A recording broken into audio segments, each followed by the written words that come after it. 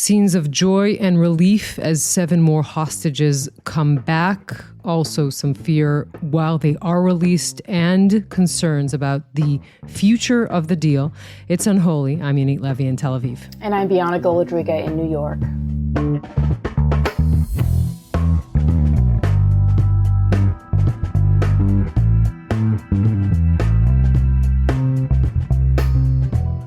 Unholy, 2 Jews on the news this week with Bianna. Jonathan is on book leave, and Bianna, you are the perfect co-host this week, not only because you're a dear friend of mine and of the podcast, but also because you spent almost 2 weeks in Israel and saw the release of the hostages. Right now you're back in New York, so you're seeing a split screen, I assume, between what's happening here and the tragedy in Washington. It is a bit surreal to have been in Israel for 2 weeks, covering the first 2 rounds of the release, and then being here in New York, obviously covering tragic news of our own here in the U.S., a passenger jet collision with a Black Hawk helicopter, killing 67 passengers between 2. It was the last time we've seen a plane crash this magnitude was about 16 years ago. So the split screen of seeing the images of the hostages coming home in Israel and then obviously covering here the devastation and the inquiries into this plane crash. It's been a very busy day for me, and I know it has been an extremely busy, 482 plus days for you, but who's counting? Yeah, I mean, we're recording this very late Thursday night, Israel time, afternoon, U.S. time. After another very long day here, we saw the release today of Gadi Moses, almost 81 years old, walking on his 2 feet and released from Gaza. He's from near Oz, so is Arbel Yehud, 29 years old. She was also released with him. And Agam Berger, the 5th out of the 5 lookout soldiers who were released. There were, we should say, frightening scenes of a mob surrounding the car of Gadi Moses and Arbel Yehud in Khan Yunis. They were forced to walk through this mob, a very chaotic handover, really a torturous scene there. But at the end of the day here as we sit, it's 11:30 at night. And they're with their families. I think that is the important thing in this 3rd round of the hostage release. Yeah, it was quite something. You know, there have been this staged psychological warfare that Hamas had been conducting with the first 2 releases, especially the release of the female observers there, giving them diplomas of some sort, certificates, dressing them in uniforms. We all recall the images of seeing how they were abducted and tortured on October 7th. They were taken out of their beds in their pajamas, in their sweatpants. Nonetheless, you compare those images to what we saw today with Arbel Yehud and just the sheer panic on her face, the fright that you could see surrounded by thousands of people. And I was reminded by what so many of these returned hostages said was the most traumatizing experience. It was that return back home through similar scenes like this. Andrei Kozlov, one of the rescued hostages from last summer, said that when he entered Gaza on October 7th, he was surrounded by similar scenes, and he described it as savage energy. And those were the first 2 words I thought of when I saw those images once again of Arbel Yehud. And this caused the prime minister, actually the government, to really admonish the negotiations here in the process, delaying the release of the Palestinian prisoners because of this. Yeah, and it also makes you think when you think of the ministers in this government who voted against releasing these hostages. This was another indication of what they are going through over there. This is the people they are surrounded with. And I think the people who advocate this deal and say this is urgent to take out the people who are alive and to bring them home, I think that it underscores what many in Israel have been feeling. I mean, little by little, and you were here for the 2 first rounds, the release of Romy and Dawn and Emily in the first round, and then the 4 lookout soldiers of Nahal Oz, Karina and Daniela, and Liri and Naama. I mean, those were moments. And today, Agam, their 5th friend, I think one of the happiest moments today was of all of them together. We should say the 4 that were still in the hospital could already go home. They wanted to wait for her, for Agam, in the hospital, to hug her, to be with her. That friendship that was created in the most severe and extreme conditions between those 5 young women. No one there is older than 21. It's just a remarkable thing. Their strength, their solidarity, it's something that we have, it was hard to imagine before. And it was one of the first things that all of their family members, in terms of giving public statements, said after saying that they're so happy and grateful to be reunited with their daughters. Right after that, immediately, was they're not going to stop until all of the other hostages are home as well. And to see Liri, Nama, Karina, Daniela posting online on their social media pages, welcome home messages for Agam, and to see Agam walking through the hospital hall there as they were all reunited, it was something. And I just have to say, it was such a privilege. I can't think of a different word to describe being here for those 2 weeks, being in Israel and going to Hostage Square, and then on the day of the release of the 5 female observers to actually be with the family of Daniela Gilboa. Her uncle, Razi, invited us into their home in Petah Tikva, and we watched in real time as they saw their niece, their family member come home. I heard him speaking with Daniela's mother shortly after. It was so important to see that, to be there, to bear witness to it, because for a glimmer of a moment, you saw life return to so much of the country, and especially their families. It was an incredible experience. Yeah, and we saw the picture of Daniela with her mother Orly and her father Ran, and the first thing she said to her mother was, "You're a lioness, right? You fought for me." And that gave us an indication that even when they were in captivity, they knew, they heard, they knew something of this battle to release them. So much information is coming out little by little. We know that Nama said that she was alone for 50 days. There was this story that came out that when she finally saw someone, another hostage, she said, "Are we still alive?" I mean, just think of that. And we'll talk to a psychologist who is an expert on trauma later in the show. But just that feeling, we can't even begin to imagine. And I saw those sort of posts that began to say, they look okay, right? Yeah, but we don't know what they've been through, the physical abuse, the emotional abuse after 480 days. And we should also probably remind our listeners that you and I spoke to Ayelet Shachar Levi, Naama's mother, back in July. She was full of confidence that she will see her daughter. And she talked to us about how she cannot allow herself to not fight. And she wakes up every morning thinking how to, help her daughter today. I think we should probably listen to a little bit of that. I don't know about my strength. I don't know so much that I'm stronger. I don't feel that. I just, I get up every morning and I tell myself, Naama is still there. What am I doing? What am I going to do today? What's the next thing? How do we get her out? How do I save her? That's all that matters. So I just keep going on that. It's not even strength. I don't know what it is. I said it during that interview, and I meant every word when we described her as Ayelet versus Goliath, right? It's one mother who had taken on the world, determined to do whatever it takes to bring her daughter home. At the same time, was taking care of her 3 other children. She was traveling the world. I remember the first thing she said to me after October 7th is that when she heard Naama was kidnapped, her first reaction was, well, go get her. Go get her. And that's what she was able to accomplish. Ultimately, she got her daughter home. And this collective unit of parents, these 5 parents, what the subunit that they became in terms of making these decisions, very painful decisions. At first, they didn't want to advertise that their daughters were in the military at the time. They thought that it would jeopardize their release and their welfare. And then they came to the decision of speaking out publicly and releasing very painful, horrific images and videos that the IDF had found from Hamas GoPros from that day. And Naama Levy especially had come to symbolize really the horrific nature of this attack, the savagery, being pulled by her hair, her pants bloodied into the back seat of a truck.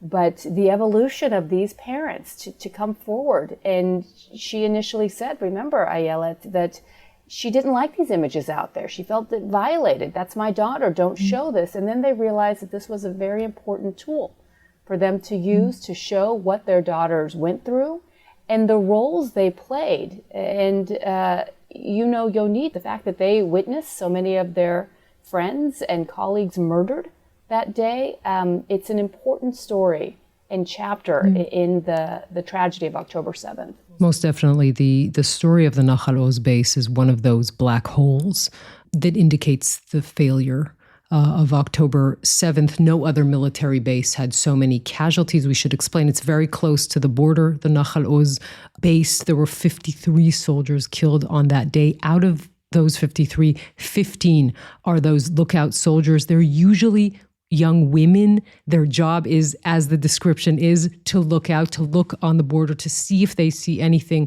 out of the ordinary. The tragedy of these young women is that they reported on suspicious activity. They tried to warn their commanders. They weren't listened to, and they paid the price. They tried to save everyone. No one managed to save them. 15, as we said, were murdered on that day. Some of them friends of the Outlookers that came back, the Outlook soldiers that returned, who were sitting with the bodies of their friends as Hamas was taking over this military base on the border. And we should say that 7 of them were abducted. 1 of them returned in a heroic mission by the IDF. It was Ori Megidish. 1 of them was murdered, Noah Marziano. And the 5 that were left in captivity returned this week. The connection between them is such, Bianna, that Liri Elbag, one of the Outlook soldiers, when they wanted to release the 4 and leave Agam, she actually argued with the captors, and she said, leave me with her. I don't want her to be alone. I mean, just think of that courage from this young woman. She's 19 years old. That's being a teenager. That's not even being, I mean, calling her a young woman is maybe doing a disservice to her. I mean, the courage of these young women, these soldiers. When you say soldiers outside of Israel, you think of something else. There's a mandatory service here. Everyone who needs to goes into military service at the age of 18. Some of them, like Naama, was there for, I think, a few days only in Nahal Oz when all this happened. Liri was there for a day as well, and Agam.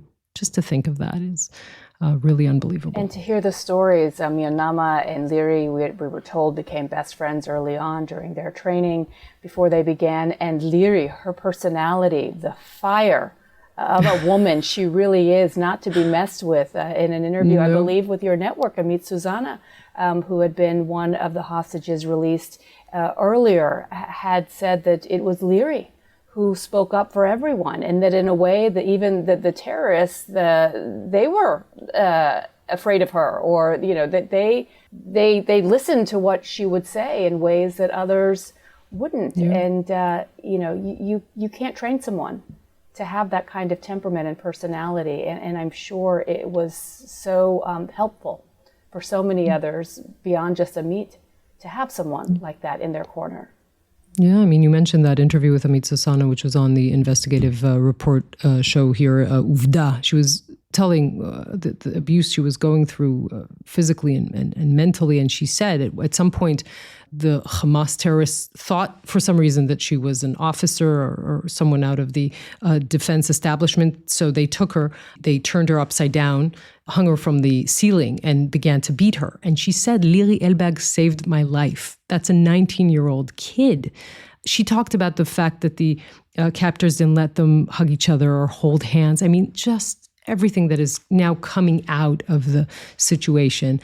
I think in a way, we didn't believe as the Israeli public that they would be coming home and they would be on 2 feet and they would look again to the outside observer. They would look like they're okay. There's obviously a lot that they need to still go through, but I mean, it is a remarkable thing. Again, Gadi Moses, an 80-year-old man, in a month and a half, he's going to be 81. We thought the toughest material in nature is diamonds. No, I guess it's kibbutzniks who are 80 years old, or young women here in Israel. I mean, that is probably the toughest kind of person. No doubt. And to see their reunions with their families, with their loved ones, and to hear that there were moments that they were aware of news updates, news reports, that their parents, their families were fighting for them. They'd actually said that they would encourage people to continue speaking out for the hostages that remain in Gaza, because that little bit of a window to the outside world, knowing that there are those that are still fighting for them, gave them life too. Remember the psychological trauma and warfare that many of these hostages said they endured at the hands of their captors, who had told them they've forgotten about you. Your families have moved on. They're trying to kill you. They don't want you back. You hear that time and time again. You can imagine how that sinks in and how that affects you psychologically. So little by little in these first few weeks, we're getting more information about not only the torture that they endured, but also what kept them going. Yeah, and you think of a country that was shattered to a million pieces on October 7th and is little by little gluing itself back together. So definitely this week was some of that glue. I mean, I know how it looked like as an Israeli looking in, but I'm really interested in hearing more from you, coming here, being sent by CNN to report on this. And as you said, you were the only, I think, international media that was present when Daniela Gilboa with her family when she was coming back. Tell us a little about what you were hearing and feeling and in the streets and in the hostage square. Like, what did that feel like? My first time, this is my fourth trip, I think, to Israel since October 7th, but my first time that I spent as much time as I did in Hostage Square almost every single night. And even after I was there, I landed the day that the deal was announced. And so minutes later, we rushed to Hostage Square. And what was a bit surprising in the moment was that there wasn't a celebratory feel. There was definitely some relief. It was different, I would imagine, than the night before, because they'd been there so many times, so close on the precipice of a deal, only to see it fall apart. But there definitely wasn't the level of enthusiasm perhaps I naively expected to see and hear and witness upon arriving. And we got that, obviously, when we saw the hostages first come home, when we saw them step foot in Israel, when we saw them reunite with their families. But it quickly transitioned to there's more to be done. And I can't speak more highly than I already have of the Hostage Family Forum and what they've done over the course of these horrific 15 and a half months, the collective glue keeping these families together, and constantly setting out on one mission to bring every single one of these hostages home, because just to see every pressure point they had to target.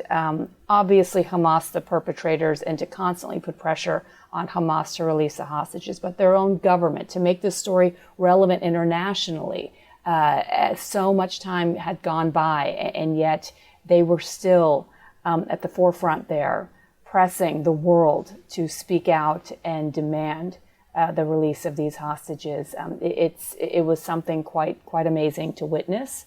And then, as you said, to be there with these families, and at some point, Yonit, I have to honestly say, you become so close and familiar with these families, and you tell them it's going to be okay, and they have to keep fighting, and their loved ones are going to come home, and they can't give up.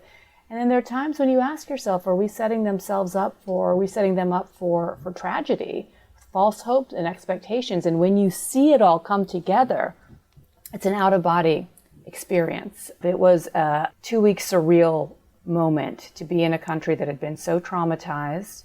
Every release had hiccups, as we know. Hamas had reneged on some of its deal, and there were times when hostage names were released that weren't supposed to be on the certain list. So no one actually breathed comfortably in these 2 weeks, and I would imagine that's been the case for you and the country as a whole. But when people say that the country can't heal until everyone's home, that's true, and it's important to witness that firsthand.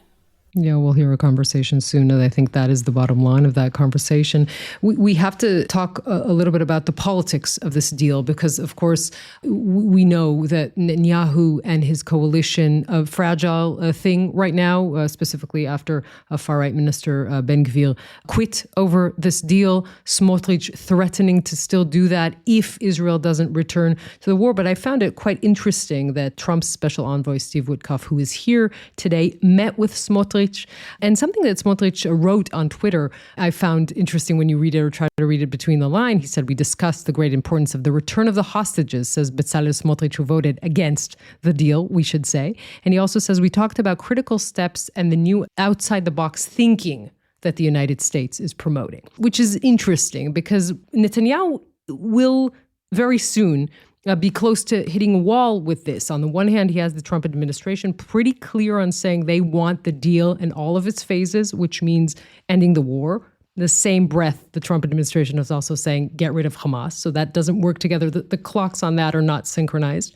And on the other hand, you have a coalition that is threatening parts of it, Bezalel Smotrich specifically threatening Netanyahu, you have to return to the war. How is that going to look like when we're after the first phase, which we will be in that point in a few weeks? The Israeli public and the hostages, the families of the hostages still there, are going to push Netanyahu to continue. The Trump administration probably going to push him to continue. How is that going to look like? You know, he's driving fast into what looks like a wall. And even the maverick that is Netanyahu, it makes you wonder, what is he going to do at that point? Yeah, one military official had told me that it all depends on how patient Trump is with Netanyahu at the end of the day, because thus far, he has been the only one that's been able to persuade, convince, gently force, however you want to describe it, Netanyahu's hand to agree to a deal that his predecessor, President Biden, was not able to do. So given that we know that the country as a whole, and I have to say honestly, everyone that I spoke with, all the family members, were effusive in praise to President Trump. They attribute his role here to being the leading factor in this deal being done. They were very thankful, obviously, for President Biden and everything that he and his team had been doing over the past 15 months. But this is the one time I think you even saw officials from both administrations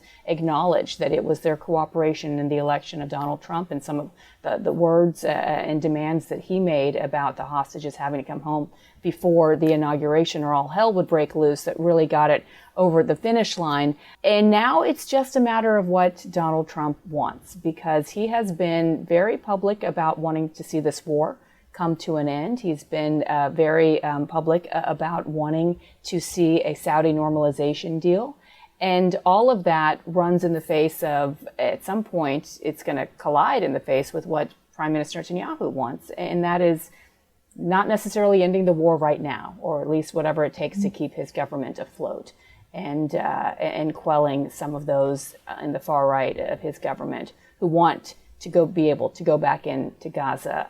So Steve Witkoff even laid out a plan a couple of weeks ago where he said that this vision would be sovereignty, respecting sovereignty, and the right for self-determination for all of those in the region. So that doesn't necessarily square with the prime minister right now and Bezalel Smotrich and Itamar Ben-Gvir. And then you had the sort of bomb that was dropped by President Trump just a few days ago too, where he had said that the Gazans, or a majority of them, over 1 million of them, should leave temporarily to clean the whole thing out, I think, to phrase him exactly, and putting pressure on Jordan and Egypt to take in Gazans. I think this shocked everyone, and no one knows what to expect from Trump, but even this shocked those in the region. What does that mean?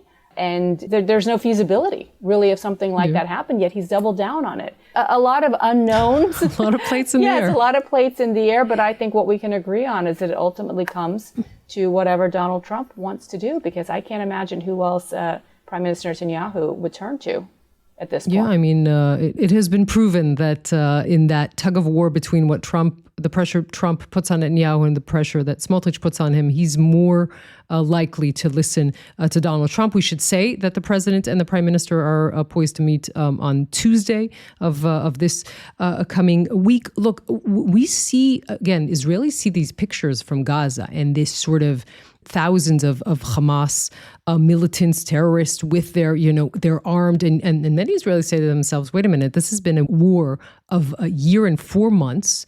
Israelis were massacred.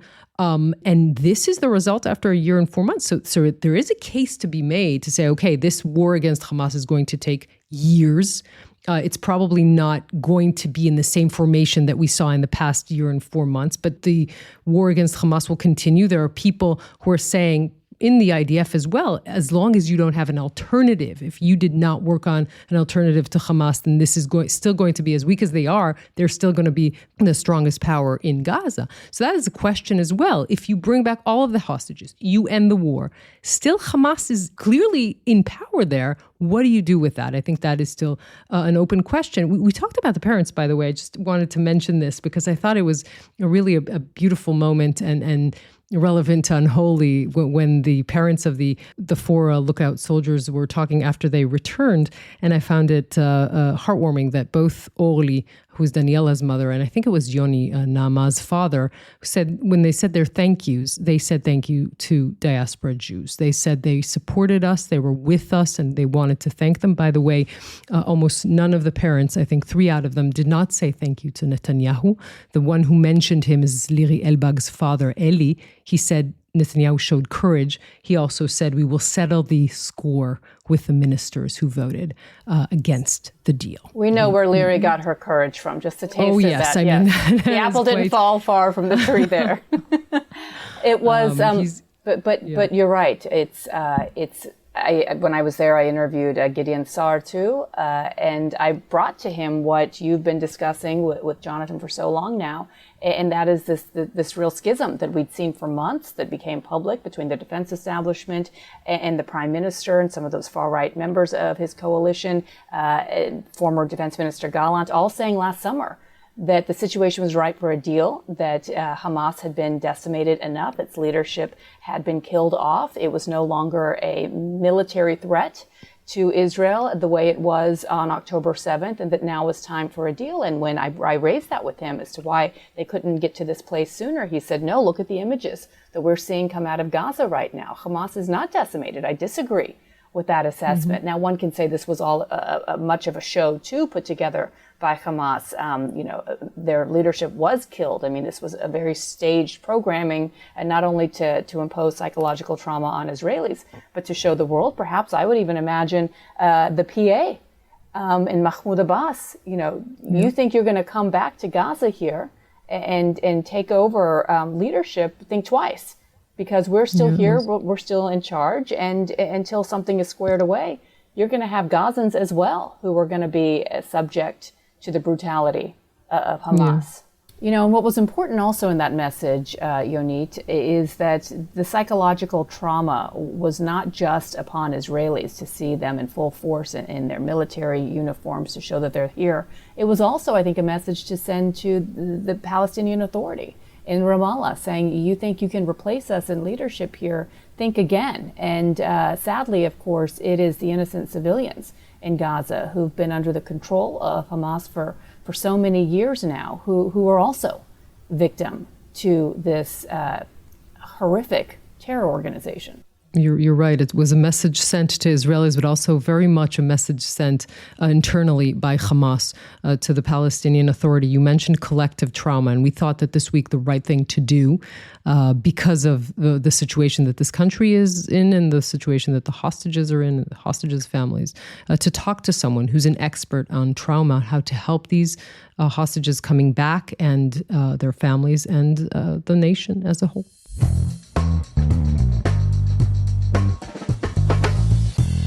We want to speak now to Dr. Einat Yehene. She's the head of the Rehabilitation Division at the Hostages Families Forum. Dr. Yehene, thank you so much for talking to us today. Thank you for having me, Bianna and Yonit. I mean, you're a senior rehabilitation psychologist, and you specialize in trauma and loss and adapting to life-changing events. I'm just thinking, before October 7th, no one could write the book on how to deal with this amount of Israeli hostages coming back, the difference in age, the difference in situation. Talk us through generally how that's been done. I think that the October 7 massacre is really a complicated event, is a collective trauma in of itself, both in terms of the number of the casualties, the mass kidnapping of 251 individuals to Gaza, and nothing that we have in the past known in Israel, despite our high exposure to the traumatic events on an ongoing manner. Definitely the collective kidnapping is a collective trauma within the October 7 collective trauma. So it's like a multi-layered trauma. And I think that as we will move along with our discussion, he will get to understand how much the fact that this is a group of individuals who was kidnapped at the same day, how much this affects the entire community of the families and the general public in Israel as well, and how much it is interconnected to the overall situation, which is an ongoing war, and with a lot of psychological manipulation by the Hamas and the terror organization, and the political landscape, let's put it this way, and how much the discussions in the government about what is going on and what will happen and how the hostages crisis will unfold really affects the traumatic experience of the individual families as well as the entire public, as we have experienced today. And yet there's much that you can learn, and you and your colleagues, from the first hostage release after some 50 plus days from November of 2023. It's very hard to square that with what these current hostages there for over 470 days have endured. But can you talk to us about some of the lessons learned from that first hostage release and how you're applying it, you're starting to apply it to treating those who are coming out now? So I happened to conduct over 50 in-depth interviews with hostages' families with different indications, those who are still waiting, those who have their loved one released, and those who got over time an indication that their loved one is not alive anymore, is deceased. I think that there was a huge variety in terms of the conditions under which hostages were kept. Some were in groups, some were isolated, some were separated from their family members, some were underground, some were on the ground, and especially things were very much accompanied by the condition in Gaza and the ongoing war and the ability or inability to supply food, medications, etc. I think that overall, despite the variability in the conditions each one of them endured, I think that the common demeanor in the experience was a constant threat to their life. And the constant threat to their life was stemming primarily from the, as I said, physical conditions they endured, but also from the aggression of the captors and the way they generally speaking, dominated them and really humiliated them. And I'm not even going into the, violence, sexual harassment, etc. And I think that also the ongoing war and the bombing surrounding the places where they were kept was also threatening. And I think that over time, the trauma of captivity is unraveling as a multi-layered trauma. Namely, we have the abduction day, the traumatic abduction day. Each one of them is his own abduction story in its uniqueness, with the multiple, family members, community members who were either also abducted or murdered. There is the second phase, as I call it, is the phase of the captivity, the prolonged captivity, and especially now after more than 15 months. And I think that also the release also came out as a theme, emerged in my interviews with the hostages as a theme that was really, many of them experienced it as a life-threatening moment. And I think that today we have witnessed horrible pictures And every day it seems like each one of them is really escalating. The way Hamas is really staging the scene of the release, even the choice of the colors of the clothing of the released women, the certificates, the people, the frustrated civilians in Gaza, lots of hostility, aggression, armed men. This is something that is really, really unsafe. And we have to secure from now on the well-being, the physical and the emotional well-being of the hostages in their upcoming releases. This is something that is really forbidden. Yeah, as you mentioned, what we saw today with Gadi Moses and Arbel Yehud when they were released in Khan Yunis. There's such a, as you say, each one of these people held captive has a different story, and the randomness, even the cruel randomness of the people who had more time above ground and those who were held underground, and the people who were with others and the people who were alone. I mean, everything is such a specific story. But out of the conversations that you've had with the Israelis that returned, can you underline one thing or more than one that can help all of them? Is that time with family? Is the control that they regain over their lives? And what are the things that can help them? I think that each one of them really demonstrated a lot of tenacity and resilience. And even though we see now sort of euphoric pictures, we have to really understand that these pictures do not really tell us anything about what they have endured and the internal scars and the internal deficits in their body. Having said that, I think that many of them, and this is also something that came out in my interviews, could not really rehabilitate themselves as they had to immediately join the advocacy efforts to release the others. Some of them really experienced survival guilt, and many of them advocated either to their biological family members or to their psychological family members, those who were kept with them.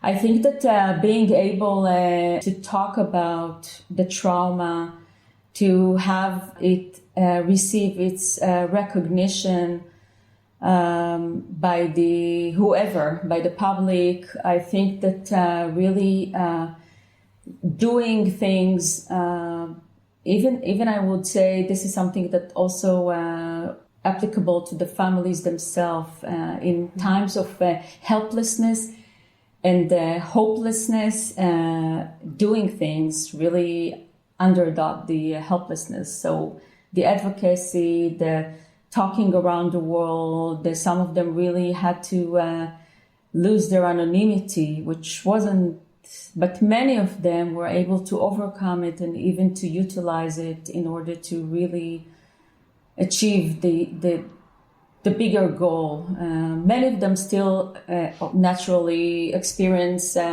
problems in reintegrating into life. This is, again, a very severe and radical life event to be held in captivity. It changes your identity. It changes your ties with your close family circle, friends, inability to resume their vocational horizon, many post-traumatic symptoms, and also complex trauma, inability to trust the world. And I think that also there is many of them experience sense of abandonment by the state. And I think that the ongoing crisis really affects their healing process, not only theirs, but also ours. The guilt that you speak of, and the mission that they also bear to bring all of the hostages home is very real. I'm thinking of Maya and Itai Regev, whose friend Omer Shem Tov is still in Gaza. Hopefully on this list, we'll see him home soon in phase one of this deal. But they are constantly advocating for his release, and they have made a pledge to themselves, to Omer's family, that they won't stop until they're home. And that's just one example of many that we've heard of hostages that have come back, that continue to fight for all of the others. I'm wondering how important it is and what the best and most effective way of reintroducing agency decision making, even at the smallest level, for these hostages that have endured sheer hell for 482 days and not having the opportunity to make any decisions on their own, being told what to do, where to sit, when to talk, some coming out and whispering because they haven't spoken in such a long time. How do you start allowing that and integrating that into their recovery? I think that going back to the question about the lessons learned, one of the biggest thing was whether or not this time in this sequential releases there should be cameras and pictures, and whether or not the public should be able to see. And there is always this debate, the public, don't forget, these people are eventually not really your children. They return back to their own families and they go back again to be private people. So please respect their privacy. And I have to say that the public is part of this ordeal, and you cannot, this is like a public event, but it's also a private event. So sometimes the boundaries are blurred, but the public is part of the advocacy effort. The public is part of the fight, and families are building solidarity with the public. But going back to the thing about the cameras, I was personally surprised with how much, families were willing to share. I was expecting it to take more time. And here again, there is a variety and have differences between families. Some really released information and picture immediately, and others are waiting with this. So we have to respect the privacy. This is one thing. And I hope that the hostage himself is deciding whether or not his pictures, because these moments are really, it's a form of a catharsis. So I don't know exactly how good is the judgment of people in such an emotionally overwhelming moment. But hopefully the hostages are also being asked for the permission. Another thing is, I think that all the interrogations, both in terms of the intelligence interrogations and each released hostage is actually bringing a lot of information, is a proof in of itself to the harsh conditions in captivity. Hostages from November brought a lot of information to the waiting families about whether or not they met their loved ones. This was really, really impactful. And also now, I think there is also hope and there is also fear.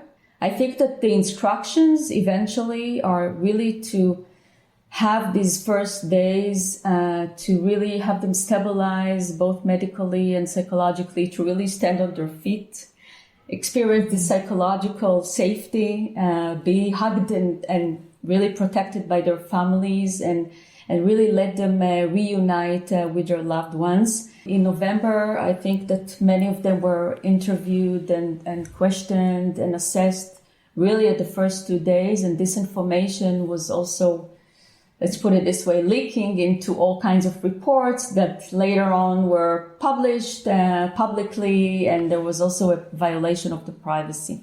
Mm-hmm. So we don't have to ask too many questions. We have to let it surface the information organically. Ask them, even if they want to eat, would you like to eat? What would you like? Like really let them make simple decisions about their body, about what are they up to do in the next few minutes, etc., and to build it gradually. Anything that you can say to the families? Because I remember reading an interview recently with Hadass Calderon, her two children, Sahar and Erez, coming back in the first deal, their father still in captivity. And she said, it was so sad to read, she said, my children are back, but they're different. And in a way that they will always hold that experience with them. That was after 50 days. The people coming back now have been there, 9 times as long. And you think of situations, you haven't interrogated them personally yet, but I mean, we hear already that Arbel Yehud was held mostly alone. Naamal Levi was alone for 50 days. We know already from the testimonies of Amit Sosana coming back and others, they weren't allowed to hold hands. They weren't allowed to comfort each other. What does all that do to one's psyche, and how again, how to help these people after everything that they've been through. I hope that they will be able primarily to restore their connections with trusted others. Trusted others are primarily family members and with good faces in the face of the evilness of the Hamas. I think that the process is really gradual, Yonit. This is not something that happens overnight. I think that one of the advantages we have here in this mass tragedy is that because this is a group, they can build solidarity with each other. And this is a really, really healing force. Mm-hmm. Also for the families.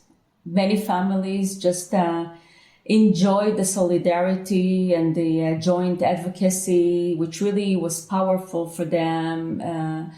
And the sort of a support group. And support group has a lot of power in healing. This is not just a personal trauma. This is also a collective trauma, a group trauma. And you see the female soldiers coming out and how much they hug each other. And I think that connection, abduction and kidnapping is a trauma in a relationship with your country, a relationship with the captors, a relationship with yourself. But I think that the healing force is really, you heal within a connection, within a trusted and positive connection. And this is something that takes a long. And I think that each one of them will have his own challenges in terms of finding his own path in life. And definitely, and this goes back to rehabilitation, there is no full cure. In rehabilitation, we don't speak about complete cure. We talk about a recovery journey, and a recovery journey inherently encompass deficits. Some of them will have to endure symptoms and all kinds of residual manifestations, let's put it this way, throughout their life. You mentioned Yonit, the Hadass Calderon, and I spent time last year with her and her son Erez, and who was I think 11 or 12 at the time, and had been home for a few weeks. And just to your point about letting them recover in their own way, he was spending the majority of his day playing Fortnite. And Hadass said that she didn't like it, but that the experts had told her that was his way of controlling a situation and killing the bad guys and slowly having, again, that word agency and control over everything that he's doing. Imagine compounding on top of that is the concern for their father, who is still not home. How are the families who have yet to see their loved ones come home, who are in not even phase 1 of this deal, but phase 2, on the one hand rejoicing because they're so happy for these other families that, they've become one collective unit, truly, these hostage families. How are you talking to them about what these next few weeks may be and look like for them, as the phase 2 may be even more difficult to implement than what we're starting to see now? You want to give them the hope that their loved ones will come home, but they don't have them yet. Exactly. So you're touching on a very painful topic, Bianna, because I think that going back to October 7, all the hostages' families started from a similar status of having their loved one disappeared. Then they, over time, got the indication that they are kidnapped, hostages status, as we call it. And I think that unfortunately, over time, there began to be subgroups. Those who are still waiting, those who received the sign of life, movies, those who immediately received the deceased, their loved ones were declared dead based on intelligence information. Some were rescued, their bodies were rescued and brought to burial. So the emotions are mixed. Obviously, everybody is happy for those who are relieved. There is a relief and there is a hope that if this happened to them, this might happen to us as well. But having said that, and I think it's natural, there is a lot of jealousy. And I think that the release is a trigger also for those that their loved ones were murdered, who fought for their release. And because this deal took too long, they didn't get to this moment where they hug their loved ones. So there are a lot of emotions experienced simultaneously. And especially the fear that there won't be a second part to release the others. And I think that it's really important to also mention the families of the deceased hostages who hold one foot in their traumatic bereavement, which they cannot even really start to process their grief because they still advocate to bring their loved one to burial in Israel. So they have this ambiguous loss combined with traumatic bereavement. And this is something that we have never really experienced this way. And as time elapses, there are chances to find their loved one and bring them back to be buried in Israel. The chances are lowering. This might have to be our last question, even though it opens a whole different discussion. But let's talk about the collective trauma of the Israeli society and what to do with that, because obviously we're still very much in that trauma phase. I think it was around January 2024. We have conducted a research about the collective trauma. We call it the collective ambiguous loss, a concept that we might be able to talk about next time. But this is the experience, the uncertainty about loved one's fate. And this is a concept which I have in the past researched on families. And I felt that the public in general is also grieving the hostages, worried about them, identifying with their stories, excited about their return without even knowing them in person.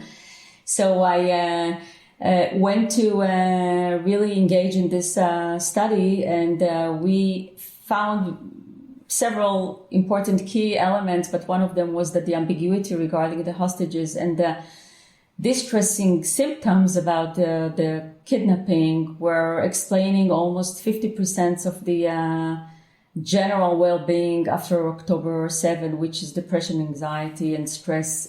So we conducted also a follow-up a few months later, and the trends remained the same. So I think that bringing back all the hostages is the first medicine to this trauma. Naturally, you should see and be less exposed, but I think that the quality of the trauma with the hostages really goes beyond just, general post-traumatic stress disorder.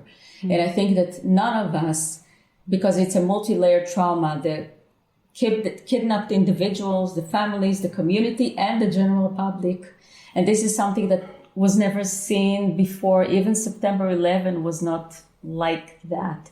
Mm-hmm. And this is because Israel is a small country, and we found in our research that every one person out of 8 was familiar, not to say close acquaintance, but familiar with a hostage. And I think that everybody is waiting for the hostages, and this is still not a post-traumatic. We're still in the trauma, and the trauma needs to be over. We need to regain closure and to conclude this war for the best of all of us. Dr. Einat Yehene, head of Rehabilitation Division at the Hostages Families Forum, thank you so much for talking to us. Thank you for inviting me.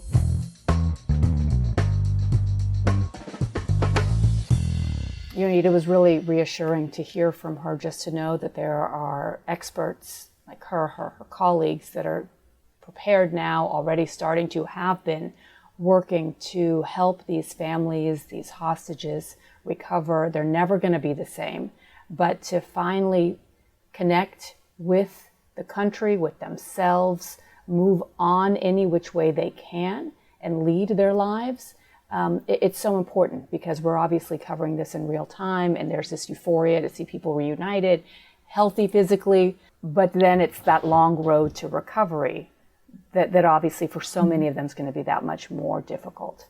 Yeah, and there's so many interesting things that she said. I think one of them was that kind of the strength in numbers. I mean, of course, there's such a huge group of hostages, but the fact that some of them were together, they're coming back to, together, gives them some sort of hope there, and that they can. She said we call it recovery, right? That is the word that we use. I spoke to Nahal Oz today. Her eldest daughter Yam and her husband Nadav were murdered on October 7th. She was abducted with her children, her three other children, and she came back after 51 days. And she said they're going to be okay. I think that the hostages coming back now, after a long process, are going to be okay. This also made me think, and I know that some people would be reluctant to make this comparison, but it did remind me, it echoed something that Rachel Goldberg Polin, Hirsch's mother, said to me in an interview in October. She was talking about how they are going to or trying to continue to live their lives. And she said, after Auschwitz was liberated, some people left the camp and somehow managed to live a full life. And some people left Auschwitz, but it never left them. And again, I know that comparison to some is jarring. I think specifically in this week of Holocaust Memorial Day, International Holocaust Memorial Day, because Israel does commemorate it in May. But the fact that the whole world did commemorate this. We will dedicate a whole show in the next few weeks to that discussion. But we are here a year and 4 months after Jews suffered the worst massacre since the Holocaust. And it does, make you think about that, about the collective trauma, about how this nation that was built on that trauma is now going through another experience and how to live with it. And of course, when parts of the world are looking at Israel and pointing and saying, genocide, all that comes together this week particularly. And 80 years on, you think you've learned as much as you possibly can from the survivors of the Holocaust, and yet here we are as their numbers sadly are dwindling, those that are still among us. There's still so much to learn from their stories, from their recoveries, from their moving forward determination to start new lives, to start more generations, and to think that if there's one silver lining is that there's much more help available, mental help, traumatic help, experts that are there in ways that survivors of the Holocaust didn't have at their side. We are very close to the end of our show. But you know this show very well, so you know what comes next. Bianna? Something about Minch and chutzpah, yes? There is something like that. I've only listened to every single episode and then, sometimes more than once. Yeah, there's going to be a quiz at the end of our conversation today. But before we get to that, I'm going to allow you to do the Minch this week because you're the guest. So can I make it a little personal in the sense that I was supposed to run the Houston Marathon. I grew up in Houston, so it's my adoptive hometown. And every January they have a marathon, and I was signed up to go. And then obviously I got a much bigger assignment and much more important in coming to Israel. So I wasn't able to run. There's always Houston. But the reason I bring this up is because the winner of the Houston Marathon is an Israeli marathoner.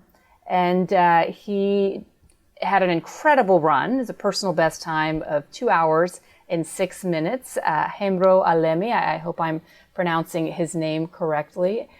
He said to the Houston Chronicle that my country is going through tough times, and right now the win is not for me, but for my country. I'm happy to get my country mentioned in this context. He was born to an Ethiopian Jewish family and immigrated to Israel 2 decades ago. So my dad made it known that perhaps I could have beaten him, but since I wasn't there, it's very rewarding to see that there was an Israeli connection there. What a story he has. I'm still stuck on you were going to run the Houston Marathon. I'm still on that. No. I didn't even get over that. No. But I think that's a very worthy Mensch winner. Agreed. Okay, and you know what? Since this is a special week here in Israel. I don't know if celebratory is the right word, but definitely special days in which we are finally seeing the hostages released and coming home. We have decided to throw chutzpah word out the window this week.